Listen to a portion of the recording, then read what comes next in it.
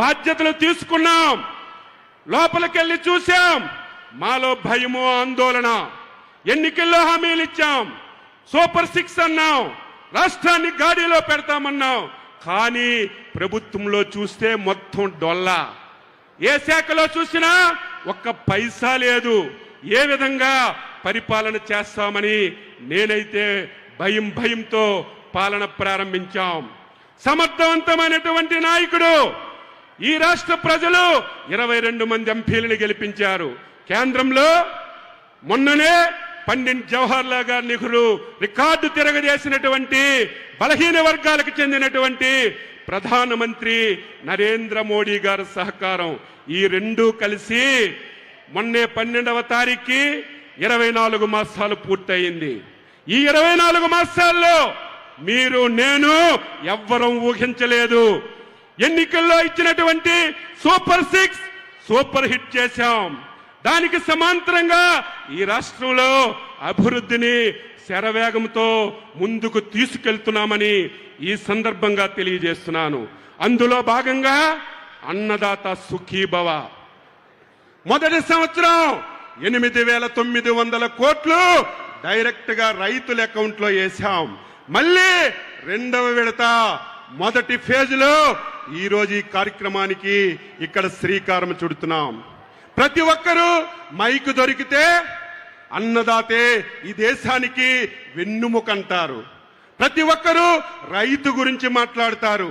కానీ ఆచరణ చూపించినటువంటి ఏకైక నాయకుడు మన నాయకుడు చంద్రబాబు నాయుడు గారిని ఈ రాష్ట్రంలో ఒక పౌరుడిగా, ఒక రైతు బిడ్డగా గర్వపడుతున్నానని చెప్పి మీ అందరికీ తెలియజేస్తున్నాను. గతంలో గొడ్డల పార్టీ అధికారంలో ఉంది. ఈ రాష్ట్రంలో ప్రధానమైనటువంటి శాఖలు 2 ఉన్నాయి. ఒకటి వ్యవసాయ శాఖ, 2 ఇరిగేషన్ శాఖ. ఈ 2 శాఖలకి తాళాలేసి మొత్తం సీల్ చేసేశాడు. 5 సంవత్సరాలు ఈ 2 శాఖల్ని పూర్తిగా నిర్వీర్యం చేశాడు. మాట్లాడితే ఒకటే చెప్తాడు, రైతు భరోసా ఇచ్చామని. అది కూడా 1 సంవత్సరానికి 7,500 కోట్లు ఇచ్చడం తప్ప రైతుకి ఇంకా ఏమీ చేయలేదు. ఈ రోజు ఇచ్చిన డబ్బుతో రైతు బాగుపడ్డు. ఈ రోజు మేము ఇచ్చిన డబ్బుతో రైతు ధనవంతుడు కాదు. ఈ రోజు మేము ఎందుకు డబ్బు ఇస్తున్నాం?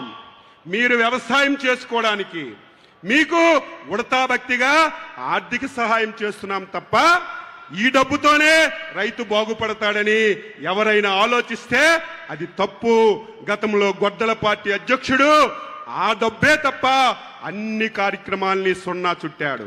మళ్ళీ చంద్రబాబు నాయకత్వంలో అన్ని వ్యవస్థల్ని మళ్ళీ గాడిలో పెట్టాం. భూసార పరిరక్షణ, మళ్ళీ స్ప్రింక్లర్లు, డిప్పులు, వ్యవసాయ యాంత్రీకరణ, డ్రోన్లు ఏవైతే గతంలో ఆగిపోయాయో అవన్నీ ఈ 2 సంవత్సరాల్లో మళ్ళీ ప్రారంభించి ముందుకు తీసుకెళ్తున్నాం.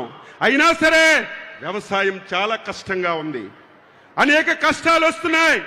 దానికి కారణం మనతో పాటుగా దేశంలో ప్రదేశాల్లో వస్తున్నటువంటి పరిస్థితుల వల్ల చాలా కష్టాలున్నాయి. అందుకే రైతులు గుడ్డిగా వ్యవసాయం చేస్తే, ఏదో మా తాతలు పూర్వీకులు ఈ విధంగా వ్యవసాయం చేశారు, నేను కూడా అదే విధంగా వ్యవసాయం చేస్తానంటే మనకి నష్టాలు తప్ప లాభాలు జరగవని చెప్పి తెలియజేస్తున్నాను.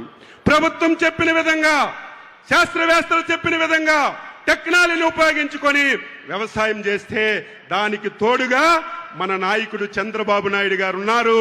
మళ్ళీ వ్యవసాయాన్ని లాభదాటిగా తీసుకొచ్చి మీ అందరికీ మేలు చేయాలని చెప్పి చంద్రబాబు నాయుడు ఆధ్వర్యంలో పనిచేస్తున్నాం. చాలా కష్టాలు వచ్చాయి.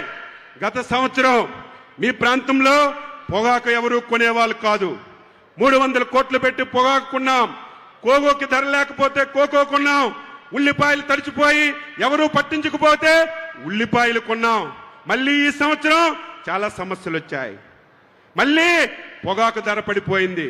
నిన్న లేదు మొన్న ఒక ముఖ్యమంత్రి గారు 4 గంటల సేపు పారిశ్రామికవేత్తల్ని, రైతుల్ని ప్రతి ఒక్కరిని పిలిచి ఎట్టి పరిస్థితుల్లో ఈ సంవత్సరం పొగాకు కొనాలని స్పష్టమైన ఆదేశాలు ఇచ్చారు.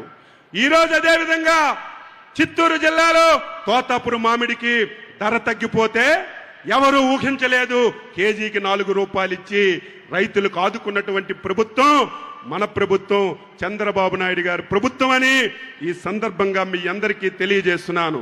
మీరు కూడా వ్యవసాయాన్ని శాస్త్రవేత్తలు చెప్పినట్టుగా వినాలి. ఈ మధ్యన ఒక యాప్ పెట్టాం, యూరియా డిఏపి. ఆ యాప్ ఎందుకు పెట్టాం? ఏదో ఎరువులు లేవని కాదు, యూరియా లేదని కాదు. యూరియా సఫిషియెంట్గా ఉంది, డిఏపి సఫిషియెంట్గా ఉంది. కానీ మనందరం యూరియాని తింటున్నాం. భూమిని పూర్తిగా సారవంతాన్ని కోల్పోయే విధంగా మనం అందరం ప్రయత్నం చేస్తున్నాం. మనకు అలవాటు అయిపోయింది యూరియా వేస్తేనే దిగుబడి వస్తుందని. యూరియా ఎక్కువ వేస్తే దిగుబడి రాదు. సైంటిస్టులు చెప్పిన విధంగా యూరియా వేస్తే దిగుబడి వస్తుంది, మనకు మంచి జరుగుతుంది. ఈరోజు మేము ఎమ్మెల్యేలుగా ఉన్నాం.